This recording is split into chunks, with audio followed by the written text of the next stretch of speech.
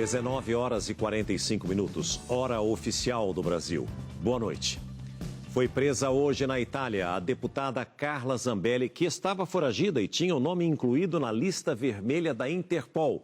Quem vai trazer todos os detalhes para nós nesta noite é a Júlia Valente, que fala comigo ao vivo, direto de Milão. Júlia, conta pra gente como é que foi essa prisão. Boa noite para você. Boa noite, César. Boa noite a todos que nos acompanham. A deputada Carla Zambelli foi presa agora à noite aqui na Itália, nos arredores de Roma, no apartamento em que ela estava vivendo. Um deputado italiano de esquerda diz que descobriu onde Zambelli estava morando e que fez uma denúncia à polícia italiana. A Polícia Federal Brasileira também confirmou a prisão de Zambelli. Agora ela será submetida a um processo de extradição, mas segundo especialistas ouvidos pelo SBT, esse processo pode não ser tão simples assim, César. Logo mais a gente volta com mais detalhes, vocês acompanham tudo na reportagem que nós preparamos. Estaremos aguardando, Júlia. Até logo mais. Muito obrigado. Que Deus te guarde, te proteja e te faça companhia. Hoje é terça-feira, 29 de julho de 2025. Veja agora os outros destaques desta edição. Estados Unidos avaliam zerar tarifa para produtos que não são cultivados no país, como manga, café e cacau. Mas preparado para o pior cenário, o presidente Lula já deu aval a um plano de contingência a fim de amparar empresas e produtores que serão afetados pelas medidas de Trump. Bolsonaro participa de motociata em Brasília, mas prefere não discursar. Justiça dá 15 dias para Deltan Dallagnol indenizar Lula por caso do PowerPoint. Estados Unidos oferecem recompensa de 140 milhões de reais por informações que levem à prisão de Nicolás Maduro. Atirador que matou 4 pessoas em Nova York queria invadir escritório da Liga de Futebol Americano, mas entrou no elevador errado. No Brasil, o governo quer acabar com aulas em autoescolas para tirar a carteira de motorista.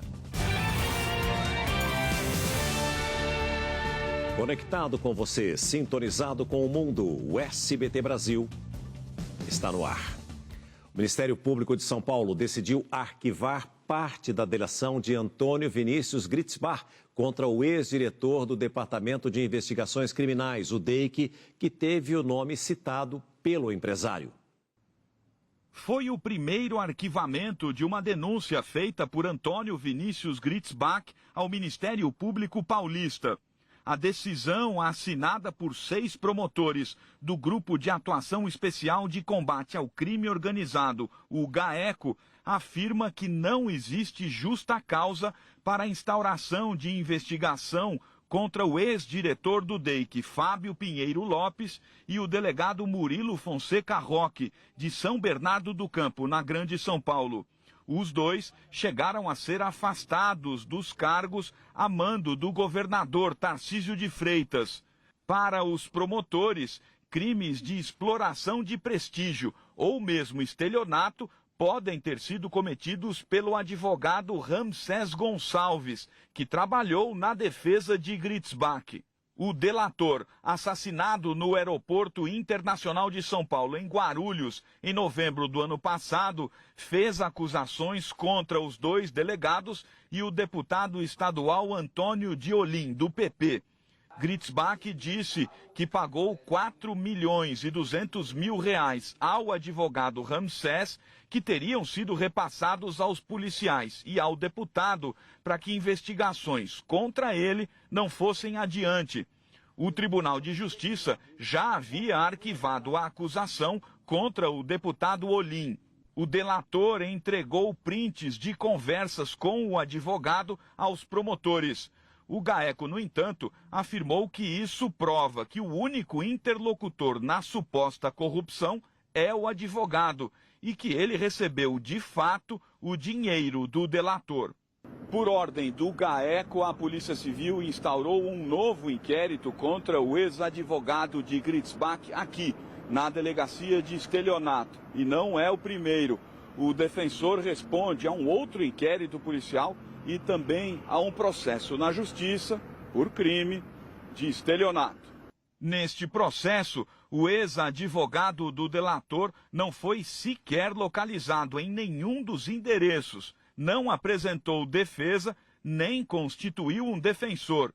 Ao jornalismo do SBT, ele respondeu por mensagem apenas que não tem nada a comentar. O delegado Fábio Pinheiro Lopes afirmou que o arquivamento confirma que as alegações envolvendo o nome dele eram totalmente falsas. Já o delegado Murilo Fonseca Roque disse que as vidas dele e da família foram destruídas pelas falsas acusações e que, por isso, decidiu não fazer comentários. O homem que espancou a namorada com mais de 60 socos dentro de um elevador em Natal vai responder por tentativa de feminicídio. A sequência de agressões foi gravada pela câmera de segurança do elevador. A mulher, de 35 anos, é golpeada com pelo menos 60 socos. Ela tenta se proteger, mas o namorado não recua. A vítima sofreu múltiplas fraturas no rosto e vai precisar passar por cirurgia para a reconstrução dos ossos da face. O agressor é Igor Eduardo Pereira Cabral, de 29 anos. Estudante de ciências contábeis e ex-jogador de basquete. O porteiro do condomínio viu as imagens e acionou a polícia militar. Igor foi preso em flagrante. O caso aconteceu no último sábado no condomínio onde a vítima mora, no bairro de Ponta Negra, zona sul de Natal. Ainda no fim de semana, Igor passou por audiência de custódia. A justiça decretou a prisão preventiva dele, que vai responder por tentativa de feminicídio. O agressor alegou que teve um surto claustrofóbico. Já a vítima disse que o espancamento teria sido motivado por ciúmes. Eu fui para o elevador porque eu vi que ele estava subindo para o meu apartamento. Eu fui para o elevador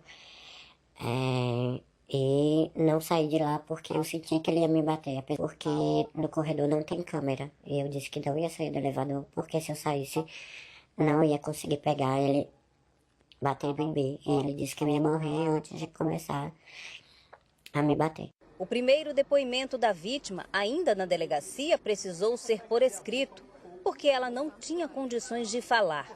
A polícia disse que aguarda a recuperação da mulher para saber se ela já havia sido agredida por Igor antes.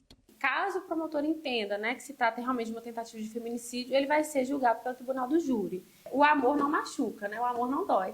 Se está te machucando, se está doendo, seja fisicamente ou psicologicamente, isso não é amor.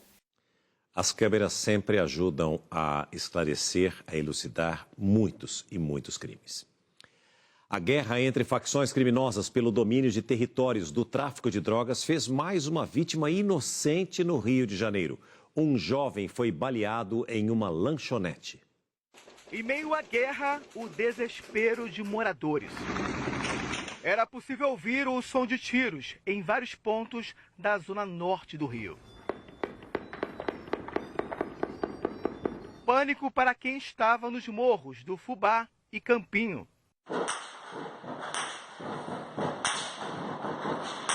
Era o reflexo da disputa territorial. A violência também impactou o comércio da região.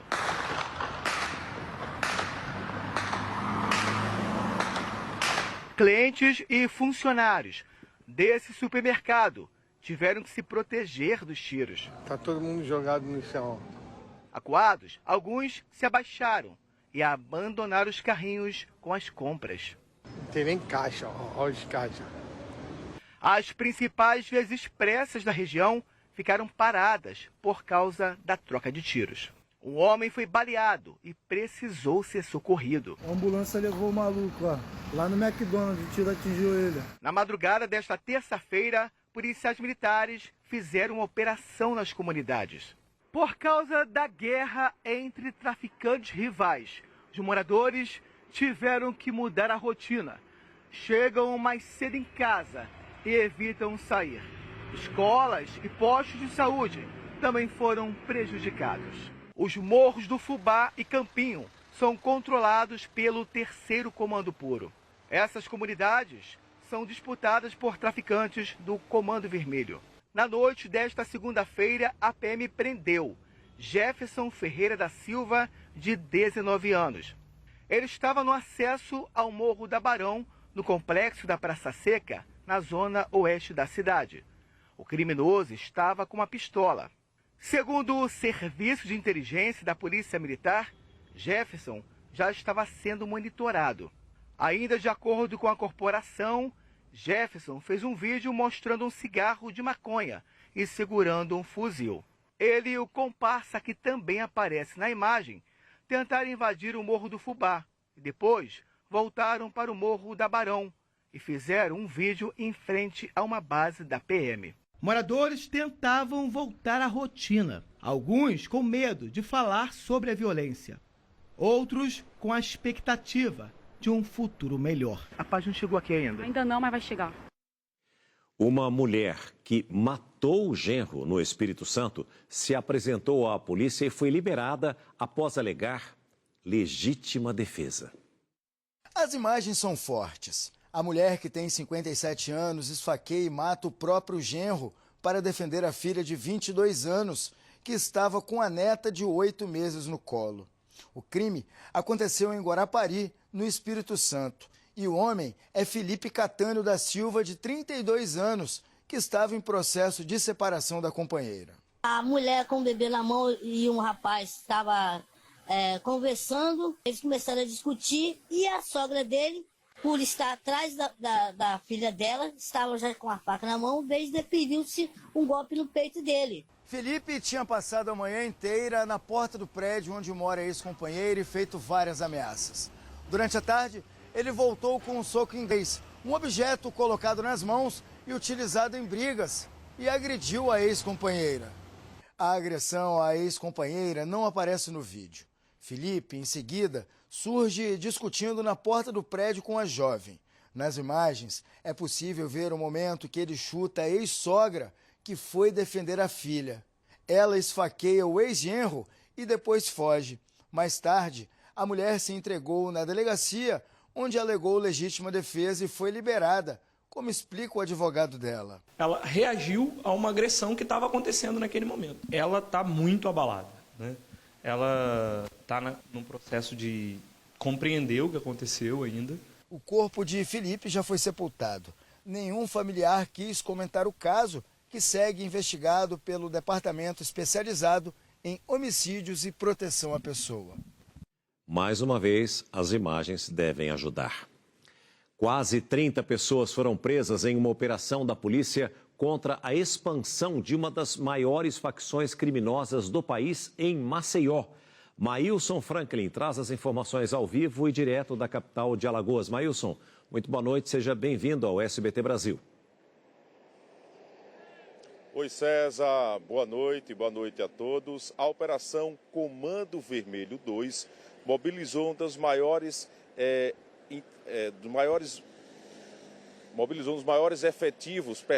efetivos policiais já empregados aqui no estado. Dos 50 mandados de prisão, 28 foram cumpridos, ou seja, 28 pessoas foram presas desde as primeiras horas da manhã de hoje aqui em Maceió.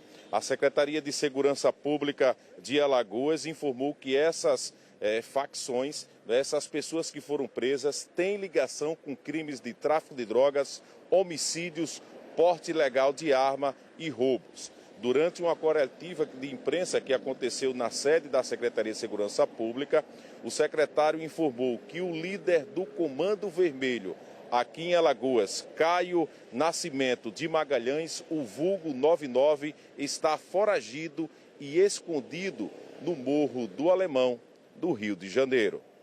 César. Obrigado pelas informações, Maílson. Uma ótima noite a você, a todos de Alagoas e da região nordeste do nosso país. Um bebê de 1 ano morreu após sofrer um engasgo em uma creche municipal de Jacareí, no interior de São Paulo. A morte da pequena Manuela Franco Marques comoveu Jacareí.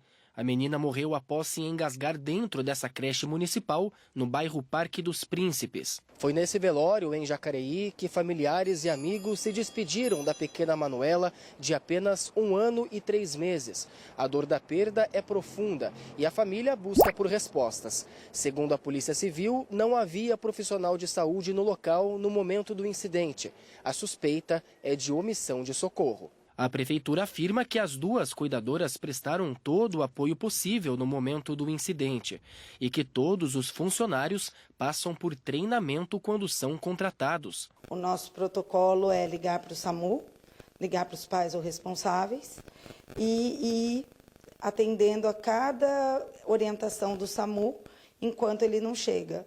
E foi exatamente o que elas fizeram. De acordo com o boletim de ocorrência, Manuela foi alimentada com papinha e colocada para descansar. Cerca de meia hora depois, ela começou a vomitar e apresentou coloração roxa. Tosse, palidez, lábios roxos, agitação, aquela criança agitada com uma respiração diferente, são sinais de que provavelmente essa criança está engasgando. As 2 cuidadoras envolvidas foram afastadas das atividades. Durante o velório, a família preferiu não gravar entrevista. A ocorrência foi registrada como homicídio culposo quando não há intenção de matar, com possível omissão de socorro. A gente está aqui para prestar todo o apoio, todo o suporte. O que a família precisar de nós, ela pode contar. Uma situação muito triste, evidentemente, que ninguém tem intenção de matar uma criança tão jovem, tão pequena, ainda mais vítima de um engasgo. Pode ter sido, sim, omissão de socorro, mas certamente não foi intencional. Uma jovem foi morta a tiros ao reagir a um assalto hoje no interior de São Paulo. E as câmeras de segurança gravaram toda a ação do ladrão. O repórter Gustavo Negreto traz as informações ao vivo para a gente. Boa noite para você, Gustavo.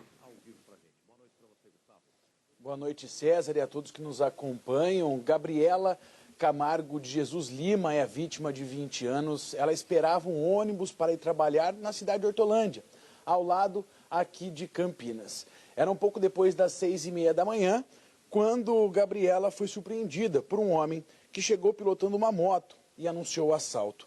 Pouco depois, Gabriela reage e se agarra à moto. A imagem não mostra, mas poucos metros à frente, os dois caem no chão e o bandido dispara 3 vezes. Gabriela foi atingida no peito e no queixo. Mesmo ferida, ela ainda tenta buscar socorro, mas não resiste. O velório da jovem vai ser amanhã pela manhã e a polícia ainda não identificou o suspeito. César. A polícia conseguiu identificar e prender essa pessoa. Obrigado, Gustavo. Uma ótima noite a você e a todos do interior de São Paulo. Me permita te fazer uma pergunta. Você já fez, pretende fazer algum tipo de procedimento estético? Preste atenção neste caso, então.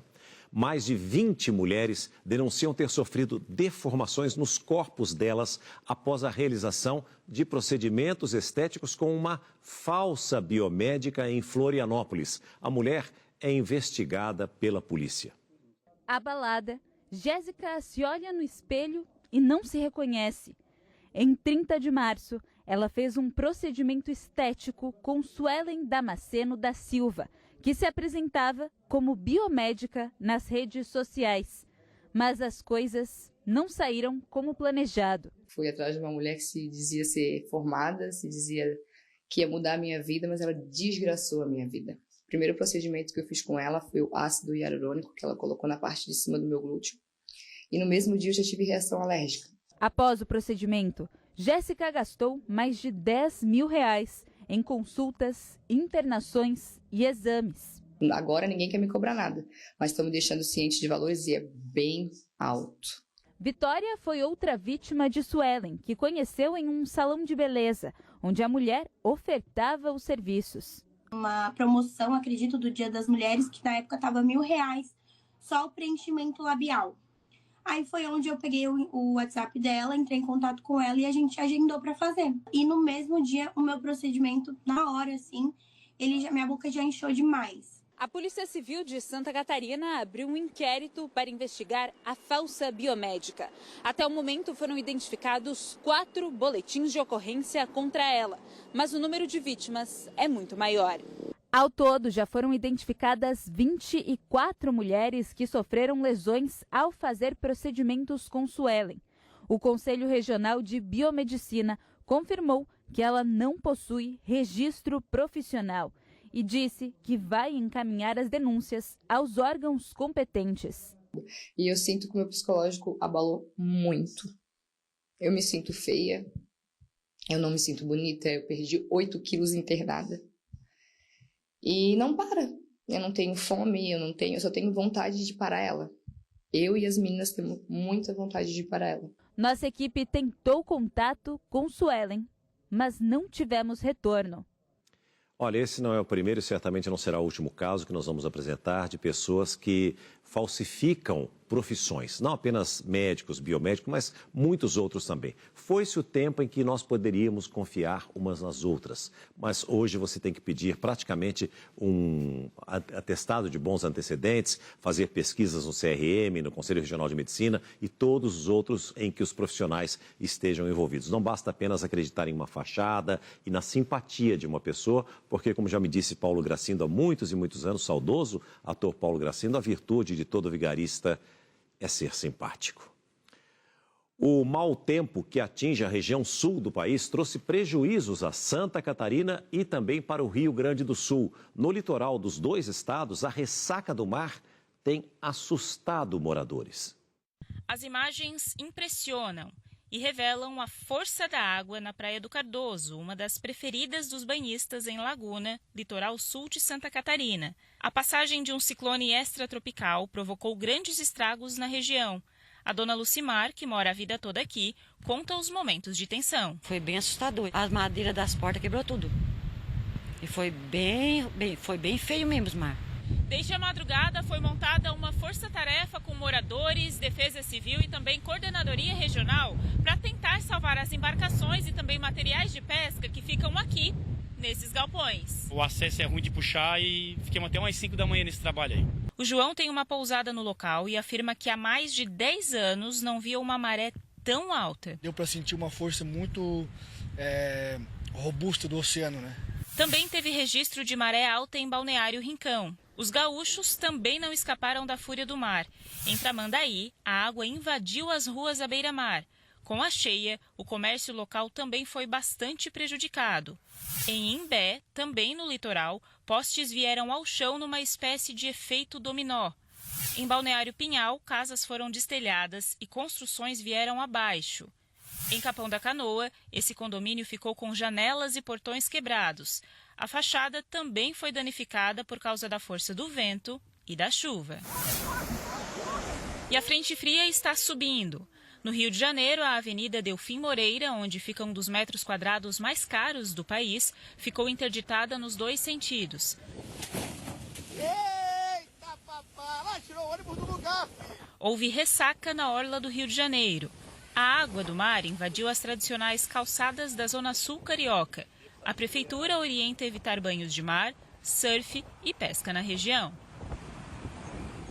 A combinação desse ciclone extratropical no oceano com o avanço de uma massa de ar frio deixa os últimos dias de julho e o início de agosto com temperaturas baixas na maior parte do Brasil, com possibilidade de geadas na região sul.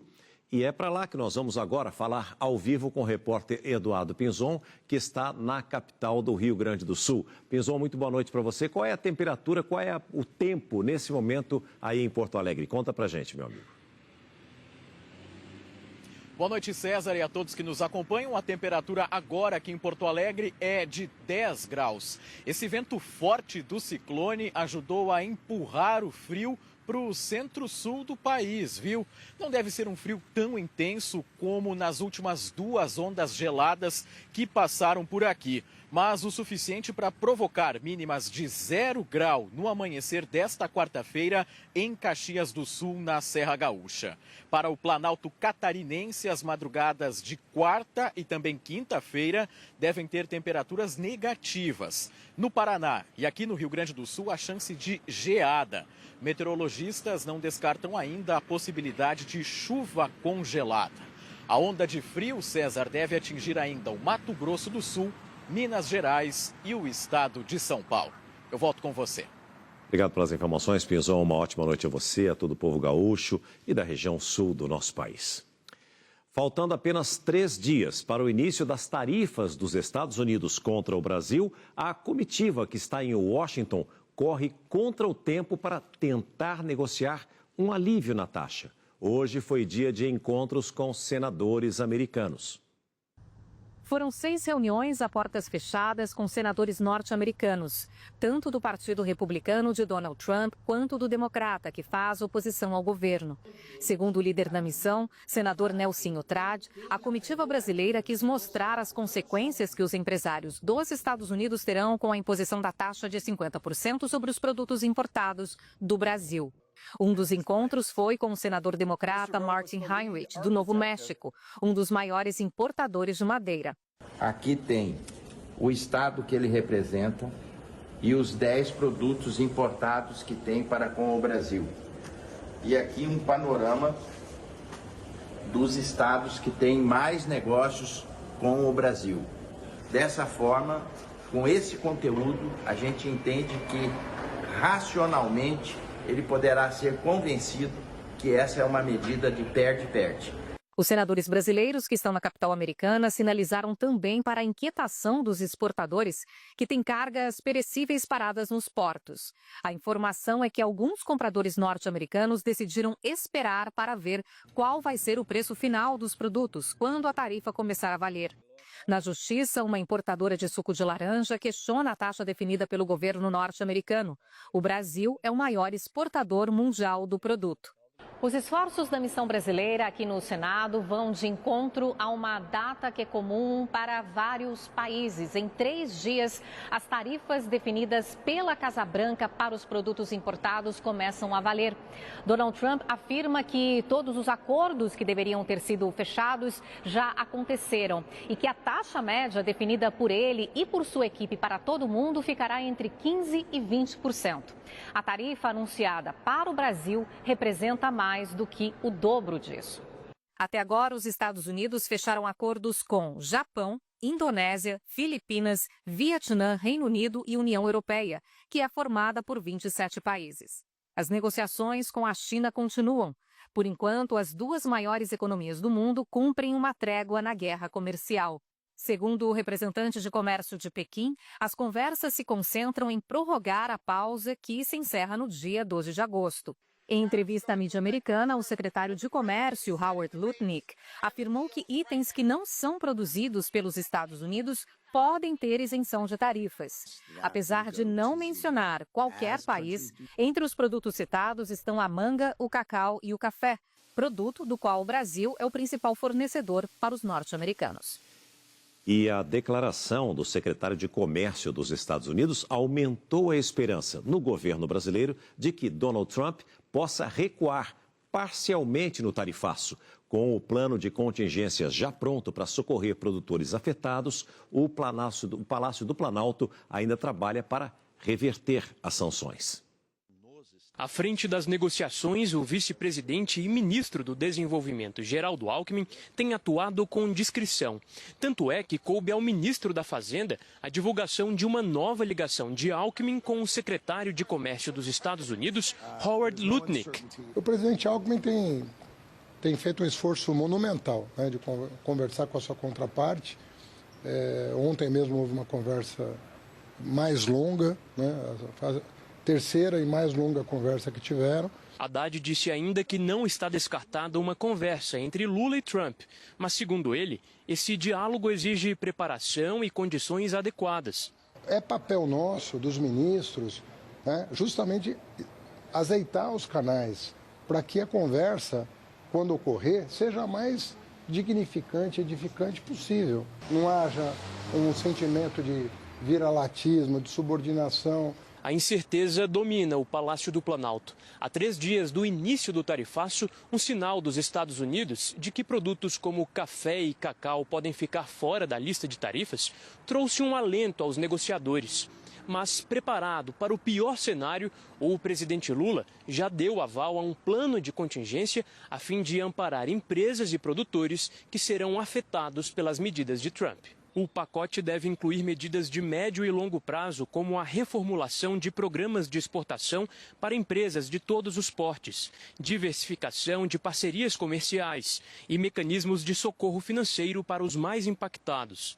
Entre as ações emergenciais está ainda uma linha de apoio nos moldes do Pronamp Solidário, adotado no Rio Grande do Sul após as enchentes. No fim da tarde desta terça-feira, o vice-presidente Geraldo Alckmin falou sobre as tratativas em curso durante o dia com os Estados Unidos. O plano de contingência que está sendo bem trabalhado, ele só deve ser discutido se consumado a questão dos 50%. E nós não vamos esmorecer, vamos trabalhar permanentemente para evitar que isso ocorra. Alckmin revelou que o secretário de Comércio norte-americano pediu a participação de um representante do governo Trump na reunião com as Big Techs em Brasília.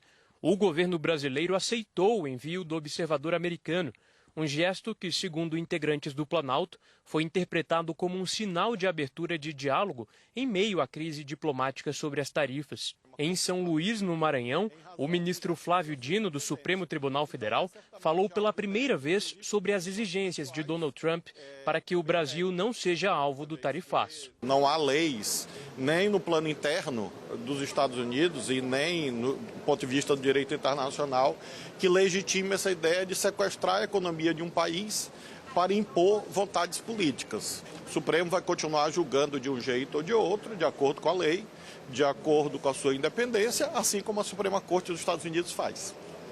Hoje, o vice-presidente Geraldo Alckmin se reuniu com governadores de parte dos estados que serão mais atingidos pelo tarifaço imposto por Donald Trump.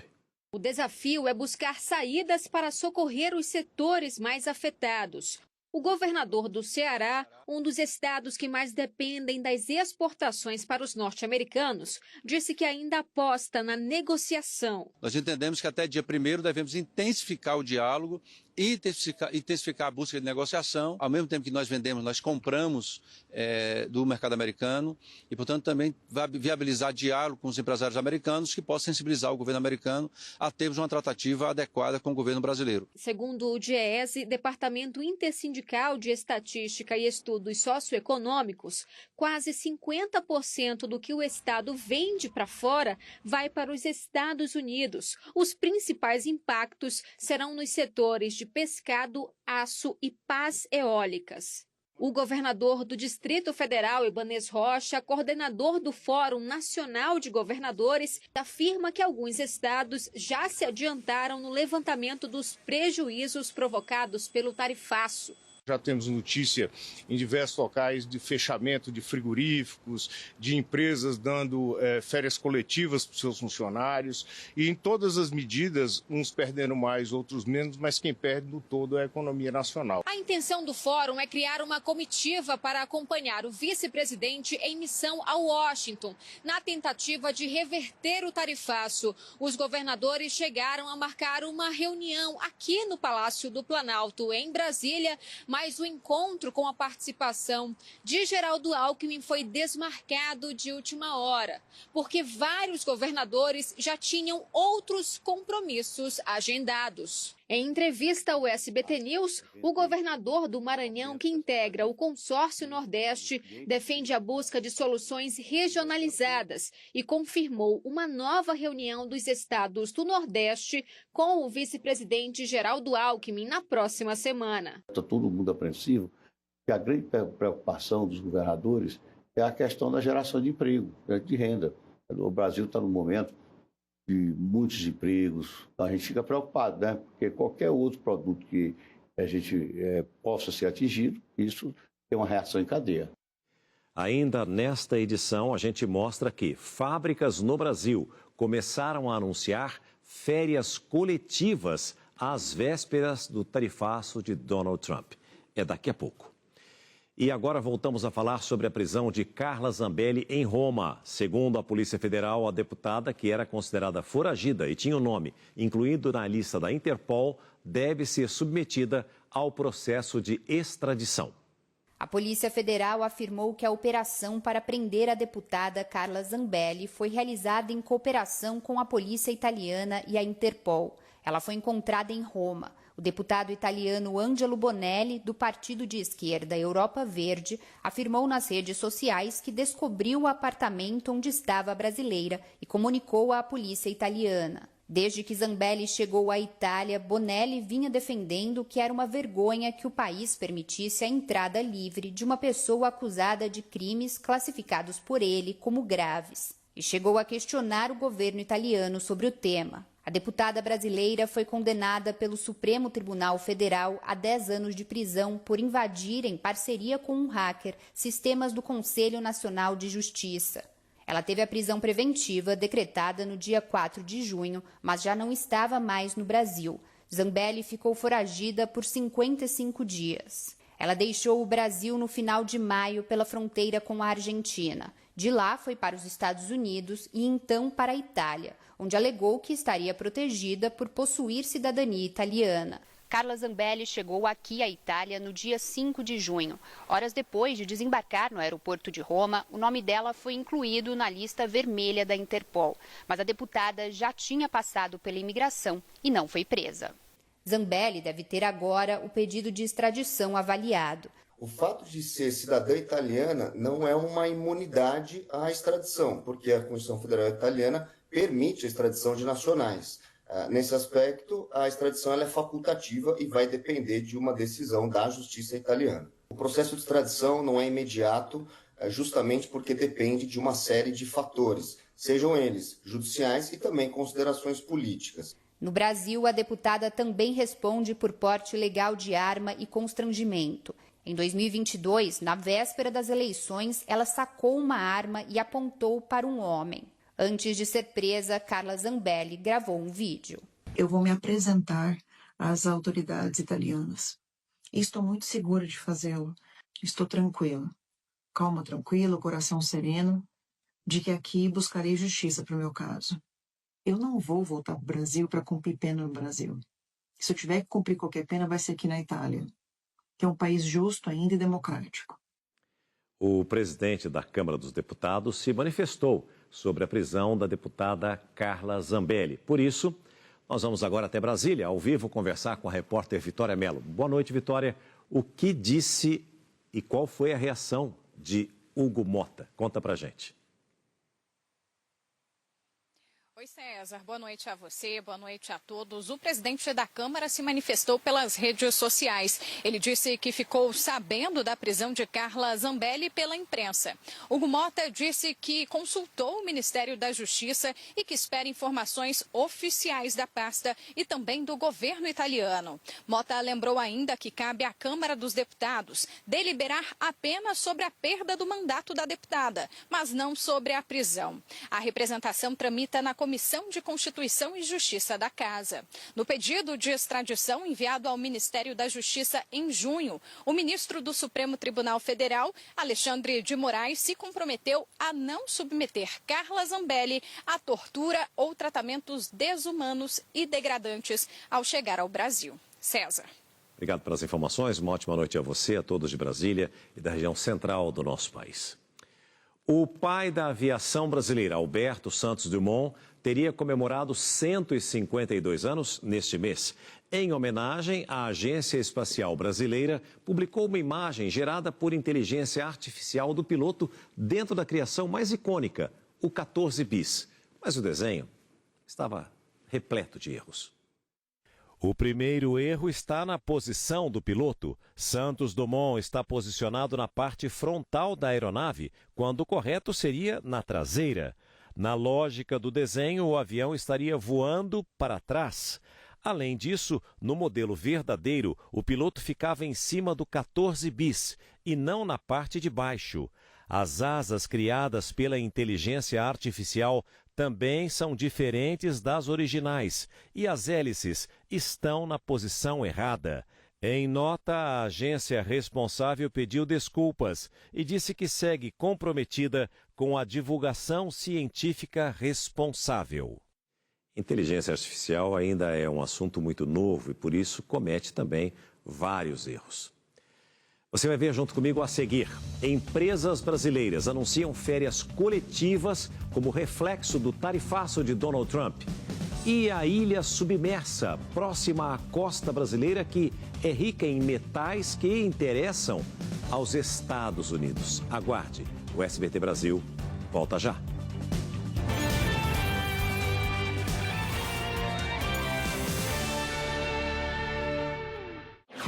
SBT Brasil, com César Filho. Oferecimento.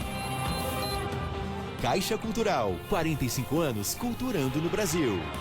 Nascemos de uma vontade coletiva, de pessoas visionárias, empregados Caixa. Hoje, somos o palco de todas as vozes. A galeria de todas as cores. A dança de todas as expressões. A oficina do aprender e ensinar. Completamos 45 anos. Com a genuína expressão do que é ser brasileiro. Caixa Cultural, 45 anos. Culturando o Brasil. Novo Omo Ciclo Rápido. O único que limpa e perfuma em 15 minutos. Com o Hipercap, você pode sonhar grande. Veja essa história. A gente comprou um caminhão pequeno, começamos do zero, foi meio sofrido no começo, ralamos bastante. E hoje, graças a Deus, estamos com uma frota atendendo o Brasil inteiro. O prêmio principal do Hipercap é um caminhão Mercedes, que pode ser o primeiro da sua frota. Além de muitos outros prêmios, por apenas R$2. Sonhe grande! Com o Hipercap, você pode!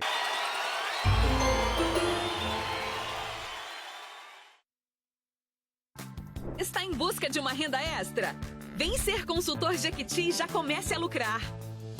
Cadastre-se agora mesmo pelo QR Code ao lado e ganhe um presente exclusivo. Corra! Essa promoção é por tempo limitado, hein? Só na Jequiti você lucra 30% na venda de cosméticos e fragrâncias de celebridades. E pode ter a chance de brilhar e ganhar prêmios no palco do Roda Roda. Cadastre-se no QR Code ao lado e vem pra cá. Vem pra Jequiti. A Roda da Vida nos apresenta uma sociedade que pede ajuda. A Casa do Pequeno Cidadão acolhe e oferta atividades de assistência social e apoio a pessoas em situação de vulnerabilidade, visando a inclusão social e o exercício de sua cidadania. Nós transformamos nossas vidas para viver ao lado de vidas transformadas.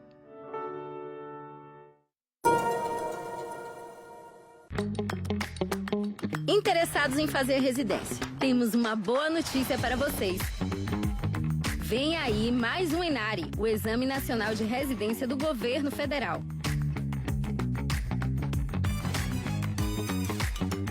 Com uma prova unificada, o ENARE democratiza a entrada nos programas de residência em todo o Brasil. Melhora a ocupação de vagas e ainda reduz custos. Fique de olho no calendário. É o Ministério da Educação e o Governo Federal trabalhando para garantir mais qualidade na formação dos médicos no Brasil.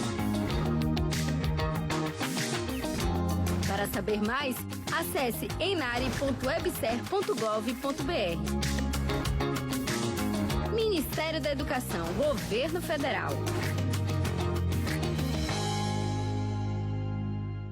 Não sei você, mas eu faço tudo pelo celular.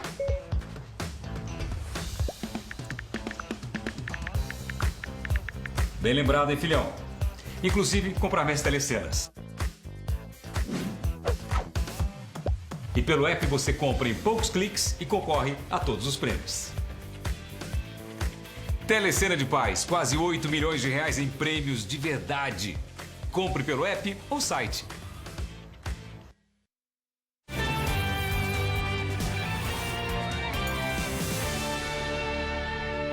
O SBT Brasil está de volta ao vivo para mostrar agora para você que o ex-presidente Jair Bolsonaro participou de um ato em Brasília com direito à motociata, mas não discursou para evitar descumprir as medidas restritivas impostas pelo ministro Alexandre de Moraes, do STF.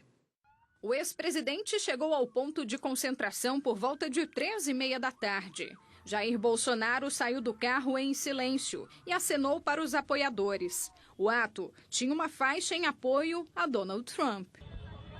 O ex-presidente subiu em um trio elétrico e seguiu até o centro de Brasília, ao lado da esposa Michele, do filho, senador Flávio Bolsonaro, e de outros parlamentares. Centenas de motociclistas acompanharam o trajeto.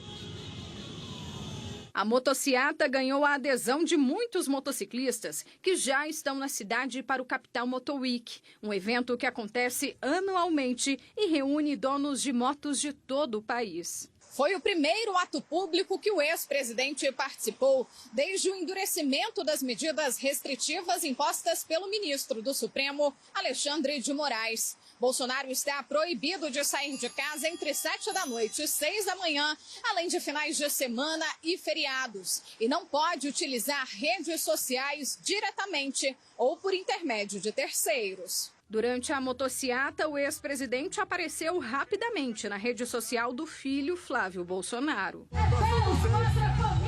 Para o senador Marcos Rogério, aliado do ex-presidente, a presença no ato não configura descumprimento das medidas impostas por Moraes. Não existe democracia sem liberdade de expressão, sem liberdade de manifestação do pensamento, sem direito de manifestação. Este professor de Direito Constitucional explica os efeitos da decisão do ministro. O ex-presidente Jair Bolsonaro não pode utilizar rede social sua para se comunicar com os seus correligionários e eleitores e nem tampouco rede social de terceiros. Todavia, a aparição em rede social de terceiros, sem que haja qualquer pedido do ex-presidente, qualquer encarecimento, ou sem que aquilo esteja no controle do ex-presidente, não configura transgressão à medida cautelar penal.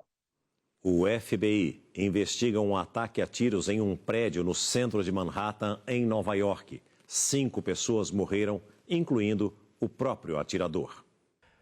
O suspeito foi identificado pela polícia local como Sean Tamura, um ex-jogador de futebol americano. Câmeras de segurança registraram o momento em que o atirador estaciona o carro e caminha com um fuzil até o prédio que abriga a sede da NFL, a Liga de Futebol Americano.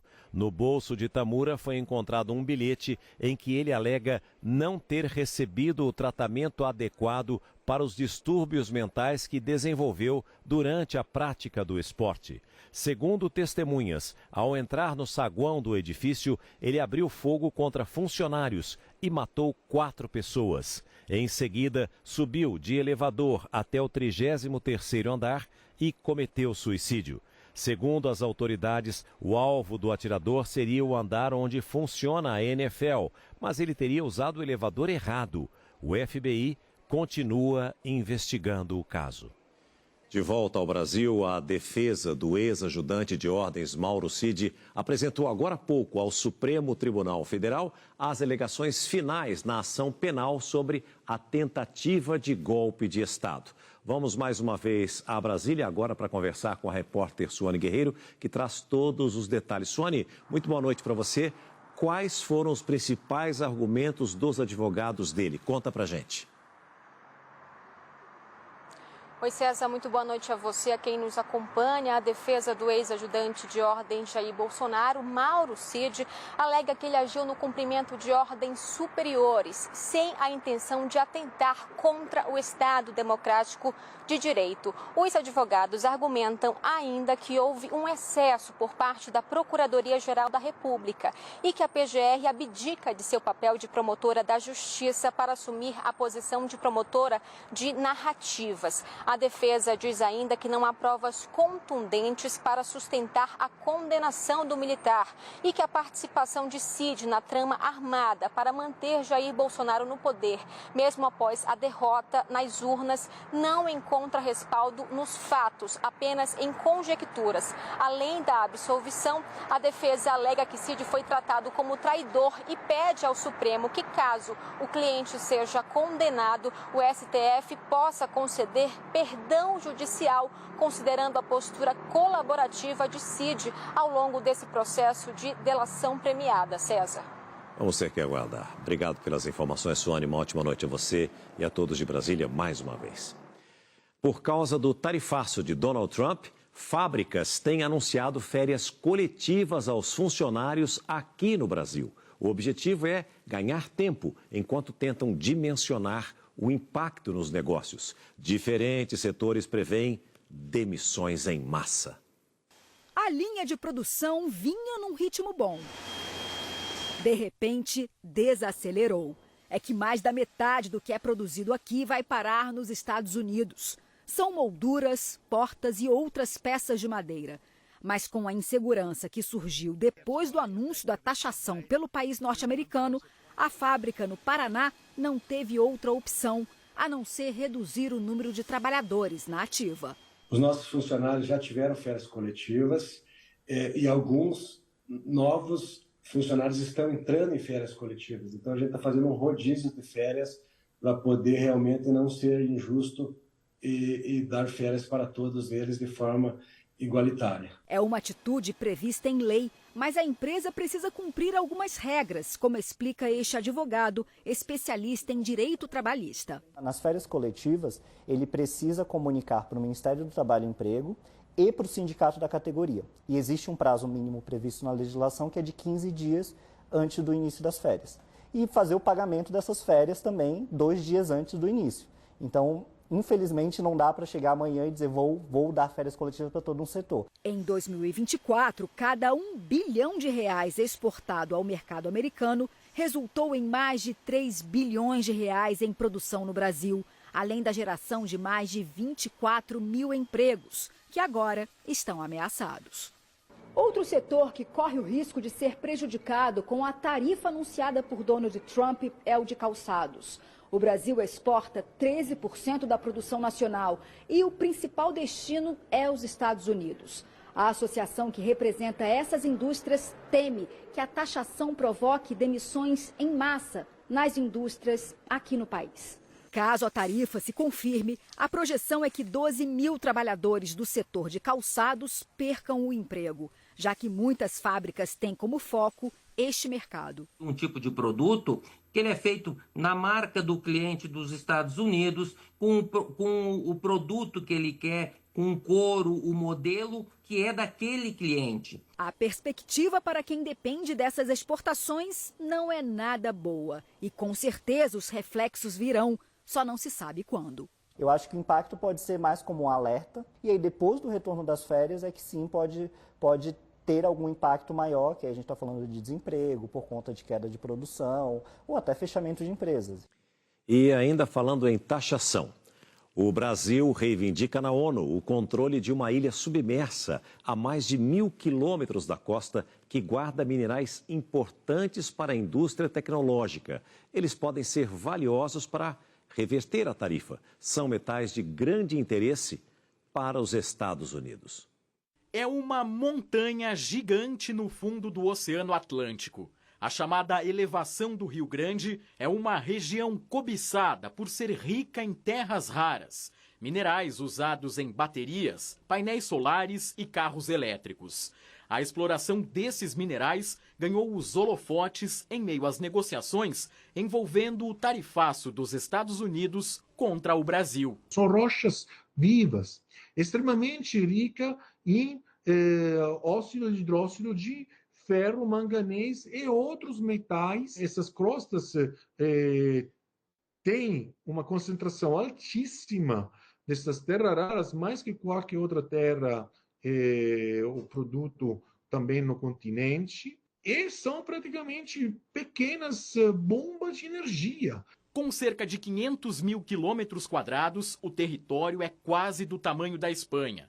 Fica a 1.200 quilômetros do litoral gaúcho, 3 vezes mais do que os cerca de 370 quilômetros a partir da costa, onde fica a chamada Zona Econômica Exclusiva do Brasil, onde o país tem direitos exclusivos de exploração e uso de recursos marinhos. Por isso, a área não pertence a nenhum país. Só que em 2018, o governo brasileiro alegou às Nações Unidas que a formação é uma extensão natural do nosso território.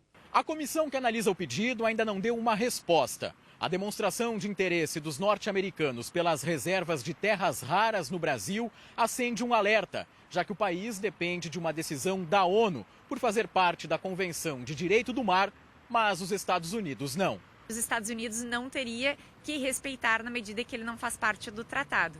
Assim, geram preocupações, sim, a nível internacional, pois poderia haver um conflito de interesses que poderia acabar culminando num tribunal internacional ou uma disputa, por exemplo, entre os estados, seja fins diplomáticos ou mesmo judiciais. Até o momento, a Casa Branca não fez contato direto com o Palácio do Planalto sobre o assunto. O Brasil tem que demonstrar que o Brasil tem capacidade de atuar nessa região. É fundamental, é estratégico. Sob todos os pontos de vista, a gente fazer pesquisa, a gente estudar. Nós ainda temos muito para mostrar para você que vai ver junto comigo depois do intervalo.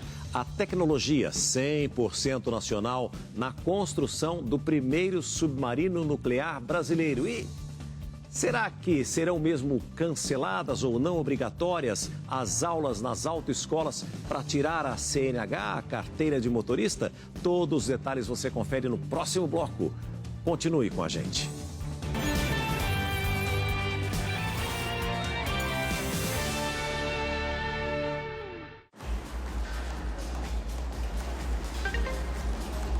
Olha isso! 90% de desconto? Só hoje? Vou comprar agora. Mas espera aí. Que site é esse? Quem desconfia evita golpes. Na dúvida, procure o BB. O banco tem um site e um número com dicas de segurança para ajudar você a evitar golpes. Banco do Brasil, para tudo que você imaginar. Dá pra Rexona me deixar cheirosa no corpo todo? Até no... Com tecnologia que se adapta a você para bloquear o odor. Diga adeus ao mau cheiro. Novo Rexona All Body é para outras partes do corpo. Rexona não te abandona. Quer ver diversão? Vem ver! Quem vê diversão, vê Bet! Vem apostar com V de Vitória! 100% regulamentada! 20 anos no mundo! Vem ver odds! As odds turbinadas da VBet! Os melhores jogos! Os melhores campeonatos! As grandes vitórias estão na VBet. A sua grande vitória está aqui. Tá esperando o quê? Quem vê diversão, vê Bet. Novo Homo Ciclo Rápido. O único que limpa e perfuma em 15 minutos. Para eliminar maus odores, um perfume extraordinário. O Rápido ficou imbatível. Já pensou em transformar o seu sonho em realidade? Eu já fiz isso e agora é a sua vez. Viva a sorte capitalização. Tem 2 Estrada, 2 Montana, 2 Oroch, 2 Toro, mais uma S10 e uma Ram que podem cair aí na sua garagem. Ganhe prêmios na hora. Carros, moto, dinheiro, caminhonetes e casa própria na hora. Só no Viva Sorte você pode ganhar 10 caminhonetes 0 km.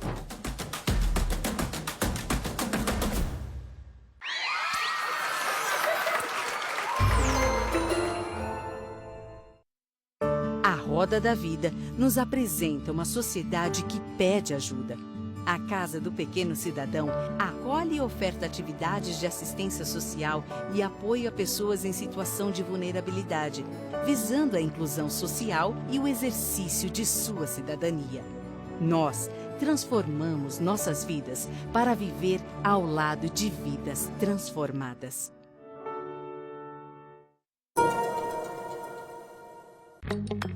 Você já ouviu falar no Exame Nacional de Avaliação da Formação Médica?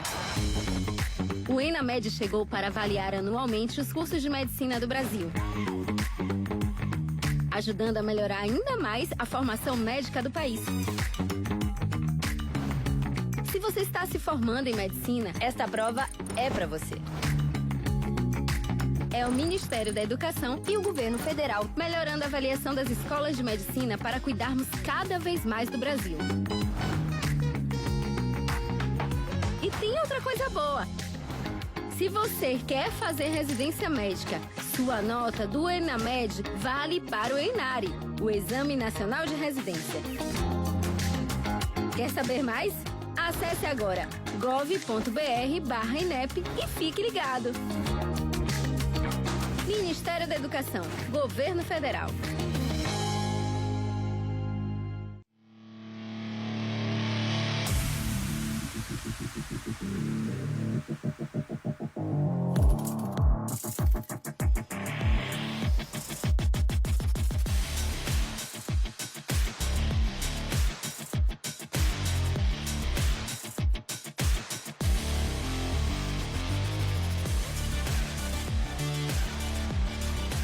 Portiolli Gold Intenso. O brilho do ouro, a força da presença.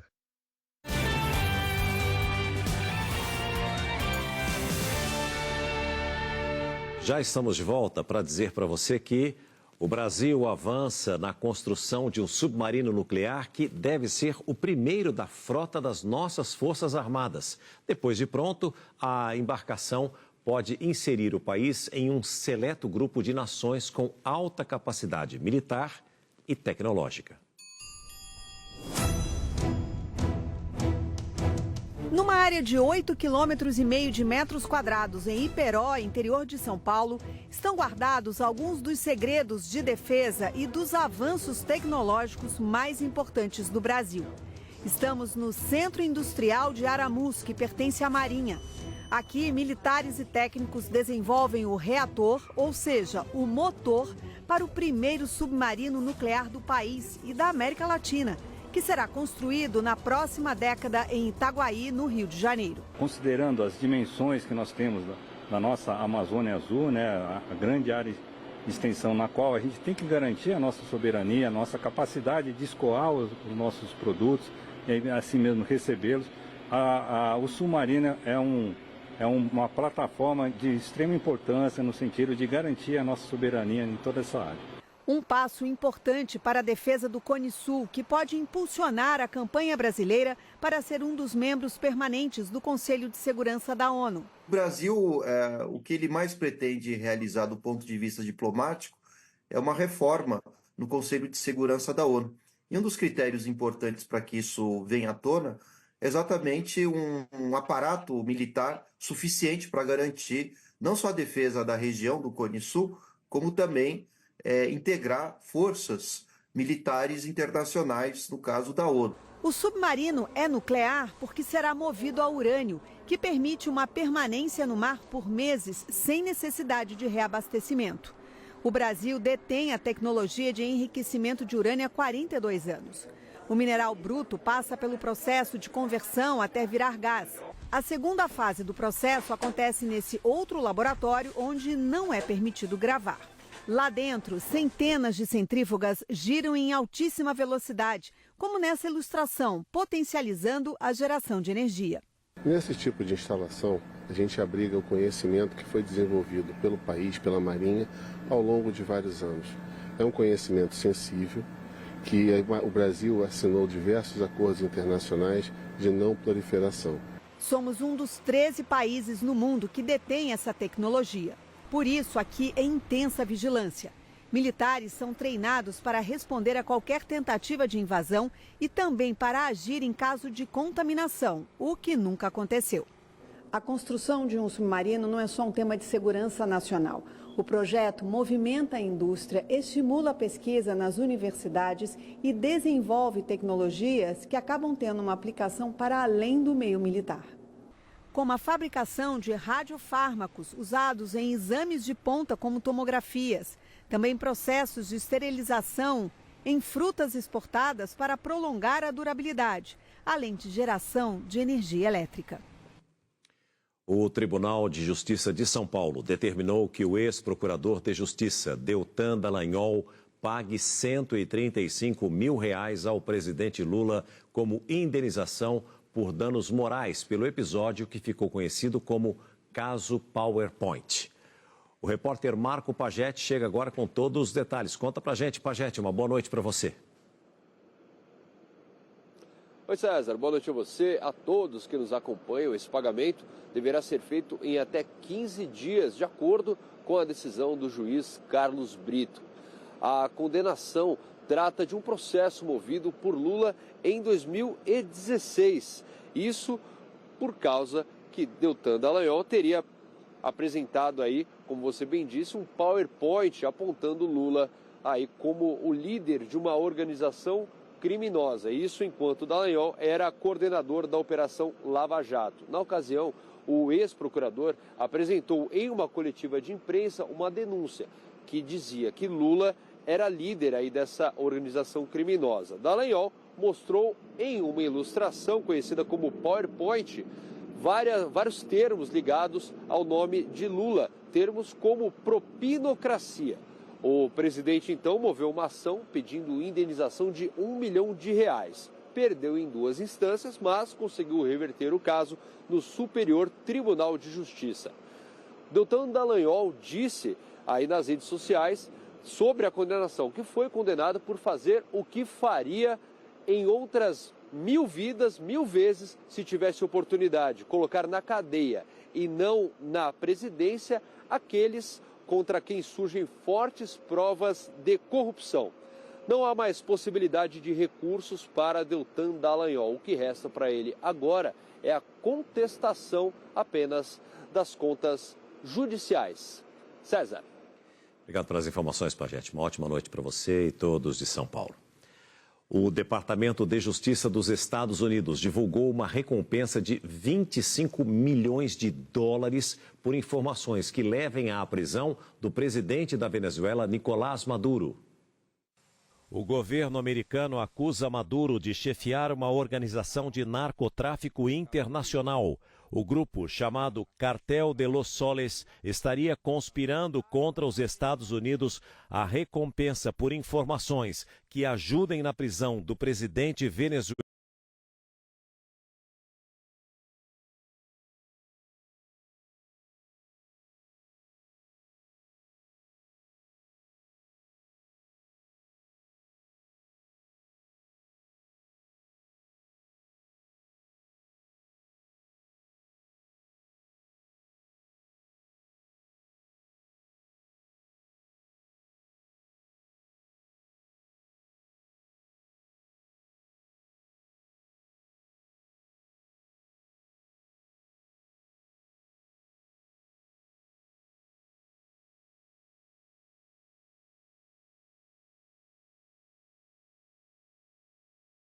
Hospital em Kamiansk, que também foi bombardeado. 3 pessoas morreram. Entre as vítimas, há uma mulher grávida. Os ataques aconteceram depois de mais um ultimato do presidente dos Estados Unidos. Donald Trump tinha dito 50 e agora afirma que não vai esperar mais que 12 dias para que os russos concordem pelo menos com um cessar-fogo. Nesta terça, o porta-voz do Kremlin disse que o governo da Rússia, abre aspas, tomou nota, fecha aspas, da declaração do norte-americano. Em Moscou, o russo Vladimir acha que nada vai mudar. Em Kiev, o ucraniano Volodymyr tem a mesma descrença. A TV russa omitiu a última ameaça de Trump, feita na Escócia durante o encontro com o premier britânico Keir Starmer. O norte-americano disse que já não tem tanto interesse em conversar com os russos porque já sabe a resposta de Putin.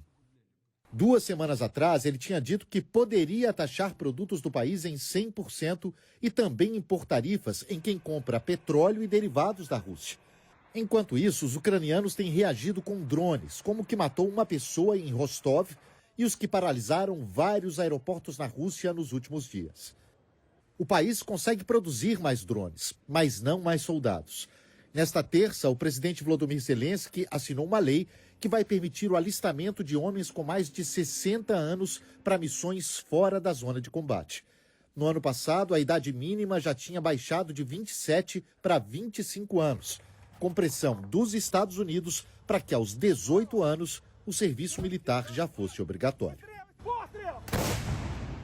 E o Reino Unido afirmou hoje que vai reconhecer o Estado da Palestina se, até setembro, Israel não concordar com um cessar-fogo em Gaza.